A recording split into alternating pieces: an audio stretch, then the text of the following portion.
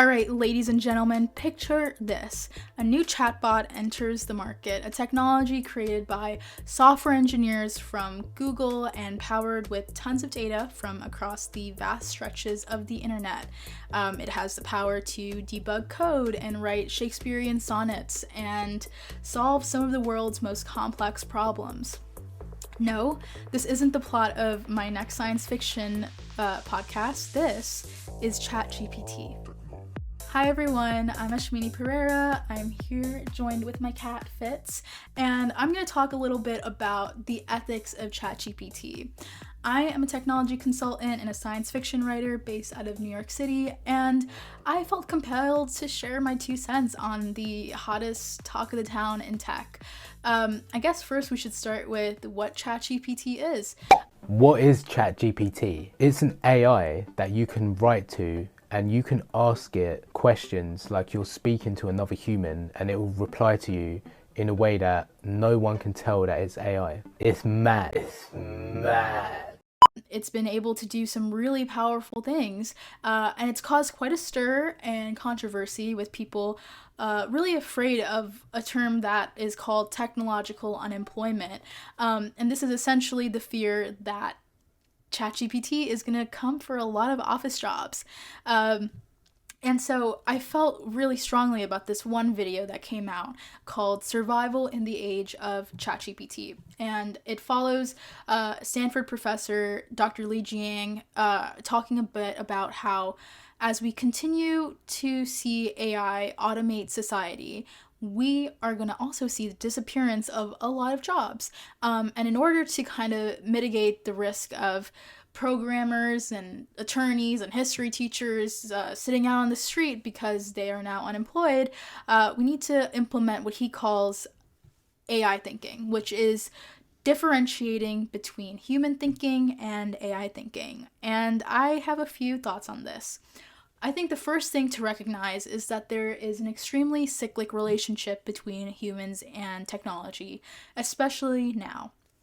In the past, when AI first came out, this was something that could do really complex calculations really well. If you gave it, like a chess game to solve, it could probably do that because it boiled down to math. When it came to putting an AI against a baby and saying, what's a spoon and what's a cup, the AI wouldn't do that because it didn't have the power to have that spatial and spatial recognition. So nowadays, when we have sensors and tons of data and cameras, that gap is slowly becoming a lot smaller. To the point where it's very difficult to recognize if something was AI created or if it was, the real deal. So I think that is a challenge in itself. And after that, Dr. Jiang talks about what's called design thinking. And this kind of threw a few light bulbs in my ears because I actually had this book called Designing Your Life, which is also about the Stanford kind of design thinking approach. And Dr. Jiang broke it down to 4 steps. It was empathize, design, ideate, and prototype. I mean, it's kind of the same self-help or scientific method-esque kind of things that you hear about all the time, but the premise was that the premise is that the one limitation of OpenAI is that it can't be creative. It bases all of its responses on the data it's consumed and not its own personal experiences because it's a machine and has none. I guess the first thing we need to do is define AI as a threat.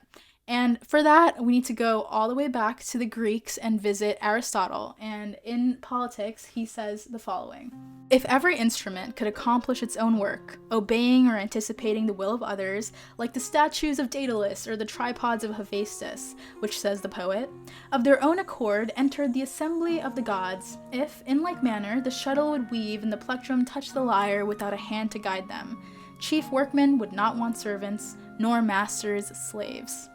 This is essentially him talking about how we as humans completely depend on what machines can or can't do.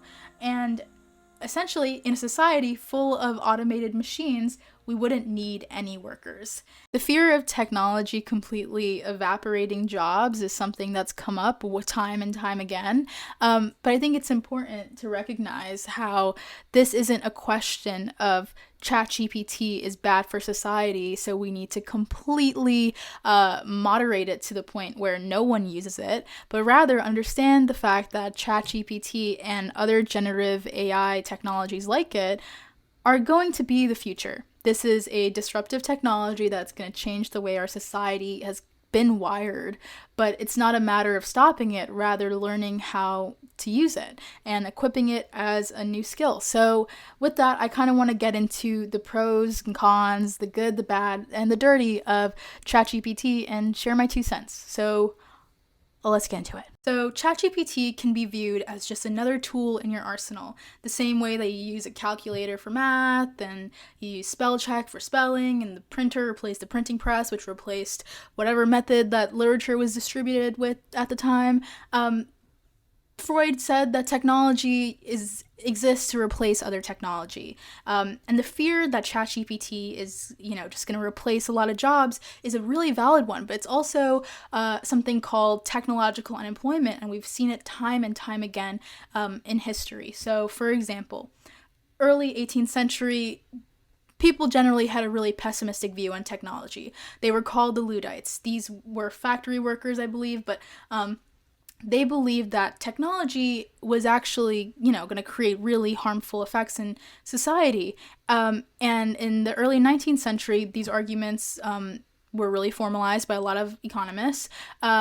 With the onset of the Industrial Revolution in Great Britain, people were completely afraid that these machines were going to take over. They were going to be out of a job on the street, a really similar rhetoric to what we're kind of seeing today with the recent tech layoffs. And so at the later half of the 19th century, it actually turned out that people were experiencing economic prosperity across different social levels. And so there was this net economic benefit, prosperity. And so it was coined the Luddite fallacy to believe that technological innovation will create harmful effects, when in turn it can actually create a lot of positive effects. Turning gears into how this helps businesses, there was a Forbes article called How to Use ChatGPT Ethically. It was like, do not harm, prevent harm, make things better, respect others, tell the truth, protect. It was just a bunch of different things to kind of make the argument that ChatGPT can enhance your work instead of substituting it. And this kind of boils down to using ChatGPT, but using people as kind of a fact checker for all this information, similar to what a lot of people do. I think even myself as a consultant, what I do is I research technology and I look at trends. And what I'm doing right now, I write a bunch of different sources on this and watched a lot of videos and podcasts, and now I'm able to kind of grasp my knowledge on this and regurgitate it. It's the exact same thing that a chat bot does. So in that aspect, it provides a lot of benefits for businesses, like essentially takes over a lot of parts of the business process that people consider to be tedious. And that's really what this is minimizing the brute work and being able to then turn your attention onto solving more complex problems and continuing to innovate. Generative AI in the past being used for good. Professor Scott Galloway from NYU came on CNN and he used the use case of a generative AI technology being fed a lot of patient health data and then being able to predict the likelihood of getting an illness like dementia or cancer, and thus being able to save lives. And I remember I was a biology and a computer science major in college, and I used an open database called AlphaFold, which holds like the 3D structures and all this information on a vast amount of proteins. Like it's like so many. And prior to AlphaFold, I think scientists had found a fraction of those proteins. I mean, AlphaFold completely changed the game of understanding different protein structures, and then in turn being able to create treatments and understand illnesses better because we now had access and visuals of those proteins. In addition to generative AI being used to save lives and increase sale conversion for companies and automate tedious business processes, it also has its dark side. We haven't really seen what the data sets that OpenAI has provided, and we're putting a lot of trust in Sam Altman, the OpenAI team, and everyone else involved in this process. But I think OpenAI has been doing a really good job so far at making sure the content has been moderated and very openly addressing the limitations that ChatGPT has. Sam Altman tweeted on December 10th, ChatGPT is incredibly limited, but good enough at some things to create a misleading impression of greatness.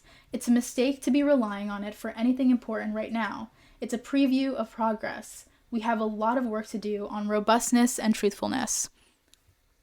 So that was well said by Sam Altman. I think he's doing a really great job at branding the company as something that's ethical and kind of an unfinished work of art. And the team has already, though, placed a lot of safeguards and guardrails when it comes to the questions and the responses that the language model addresses. So on one point, there was a daily episode of a podcast, and the title was did artificial intelligence just get too smart? Guest comes on and asked ChatGPT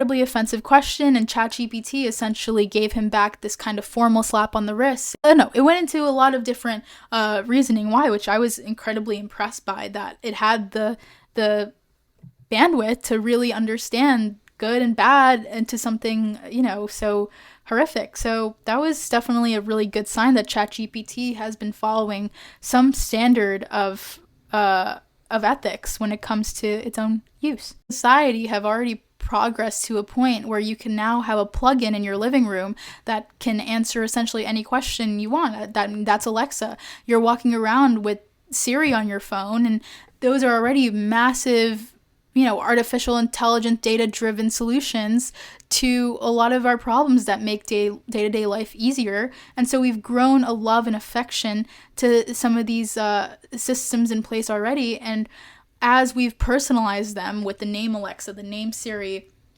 it's kind of amazing how much this relationship becomes more intimate. I remember last night my mom was like, "Oh yeah, Alexa, love you, good night," and I was like, Mom, AI, Alexa's not going to talk back to you. We've infantilized them and we've loved them because of, they make our lives easier, they're ethical, they've done so good. But ultimately, all of these arguments rely on the assumption of cerebrocentrism, which is the illusion that human brains are far superior to systems like the internet or other ways of intelligence. Visit the earlier Freud quote that technology replaces other technology. I think it's important to consider that artificial intelligence as a technology could possibly replace actual human intelligence. And with that, let's get into the bad. The first obvious thing you think about when it comes to ChatGPT ruining society is technological unemployment, workers being displaced out of their jobs due to robots kind of messing around and taking over. And it's a runaway AI scenario that's been tried time and time again. And technological unemployment, like I mentioned, from Aristotle to the 1930s with Keynes to now, we're constantly reassessing if the future holds some type of demise for humans, because technology is this evil thing that's going to take over. A lot of jobs have become obsolete because a chatbot or some type of AI solution can do it at a fraction of the speed. So it's a very valid concern. And Wired just came out with an article called Is AI Coming for Your Office Job? And the short answer is it is. They reference Edward Felton and his work at Princeton, where he assesses that very question, and he uses what's called an AI occupational exposure as a benchmark to see which jobs in particular will be affected. Physical jobs, like being a dancer or, a lumberjack, when it comes to AI taking their job, they'll be a lot safer than maybe a telemarketer or a history tutor.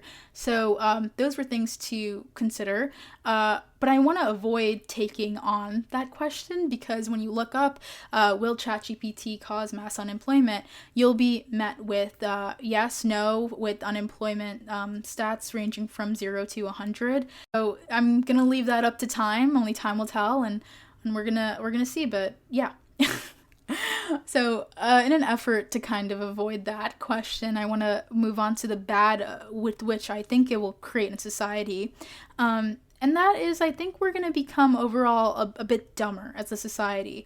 I think we're going to see a snowball effect of this instant gratification, the mass consumption and exposure to information at a speed and a scale that we've never really seen before. And the ripple effects of what that'll create in society are ultimately gonna result in people having the attention span of a goldfish. And just like kind of an effed up reward system because of how easy it is to get information, and what that results in is almost a power trip. There's a great story written in 1909 by E.M. Forster called "The Machine Stops," and in it, we first are met with this older woman who is surrounded by the lushness and the poshness and the privilege and comfort of living in a very automated room. She has a bed that like adjusts to her. She's able to give a speech by walking out of her door, and there are screens with the people intently listening. And her son calls her up and is like, "Mom, I want to go see what the world was like before all the machines."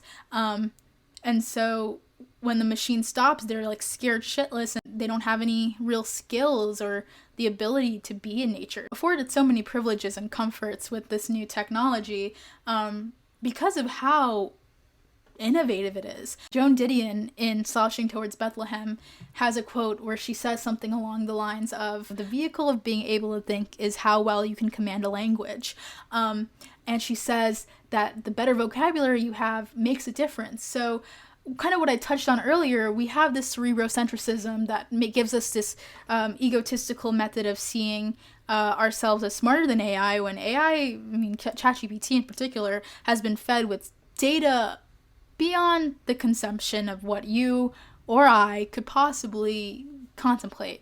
I mean, obviously we have creativity and those human immaterial minds, as Descartes would say, that distinguish us from a computer, and we have feelings and thought, but there is the runaway AI scenario that we love to think about.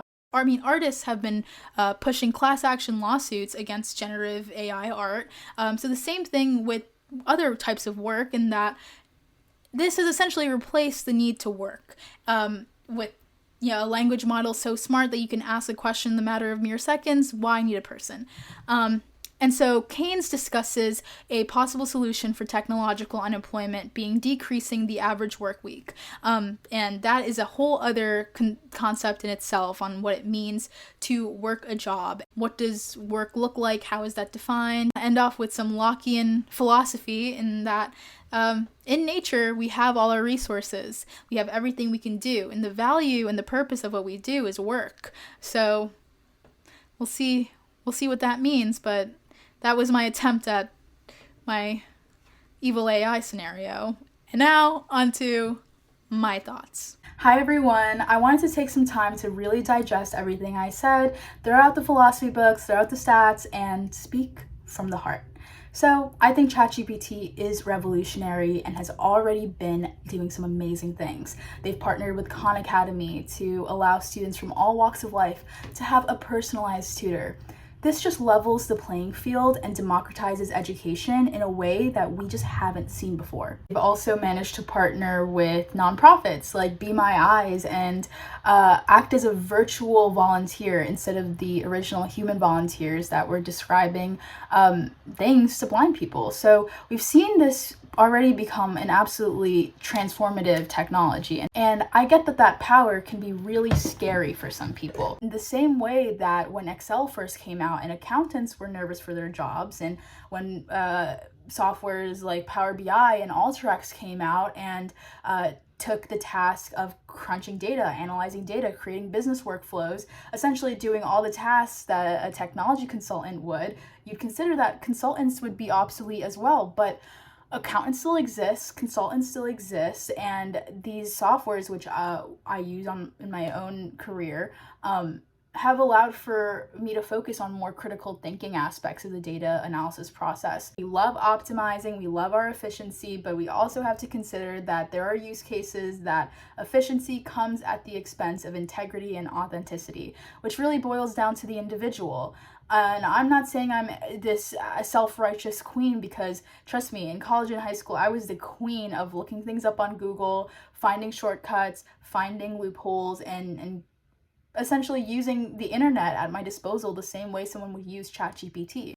But this technology, letting someone write an essay for you, I think that just takes away the wonder and the creativity of the learning process, and it does make me really sad. I mean, as a writer myself, I asked ChatGPT to write me a story, and honestly, it did a really, really good job. But it felt at the same time really wrong because it didn't feel authentic to me. Should it be allowed in schools? Some professors have allowed it, some have banned it, some have punished those who use it, others praise it, and I don't really have a definitive answer either, other than case-by-case basis. So I am pro policies that protect integrity, because in protecting integrity, you're protecting creativity and authenticity, and those are just human values, and that is something that ChatGPT simply just doesn't have. This means implementing policies that maybe give tax benefits to, for example, magazines like Wired that publish policies stating that they don't use AI generated text, or companies that don't use AI generated text, that there are going to have to be some economic model changes to kind of cushion what will be this temporary maladjustment in our economy, because we will see a rise of new jobs and compliance and moderation. Specifically, I don't mean to bring up layoff talk to incite fear about this. I really just want to raise awareness and emphasize the importance of public discourse on this topic. It's really hard for people who are outside of technology to break in sometimes, just because it can feel like it's this massive learning curve, and it's just this in this isolated society of its own. So it's really important to engage people so that we can have really important conversations on what this means for the world. The OpenAI ChatGPT API came out. People were being really creative and using it for good, evil, everything in between. But what I really liked were these prompt add-ons that help you, or the prompt articles and videos, basically showing people how to ask questions. And I know I said I wouldn't bring up philosophy, but I do believe it was Socrates who said, to live a good life, you gotta raise and answer questions. So we're kind of seeing the same thing with just an oracle, a technological oracle of sorts. With that, I'm gonna conclude my thoughts on the machine revolution that is ChatGPT and what it means for the rest of society. So thank you for watching. As always, subscribe. I love you, and I'll talk to you when I talk to you. Bye. Hi, baby. Hi, boo. Come here.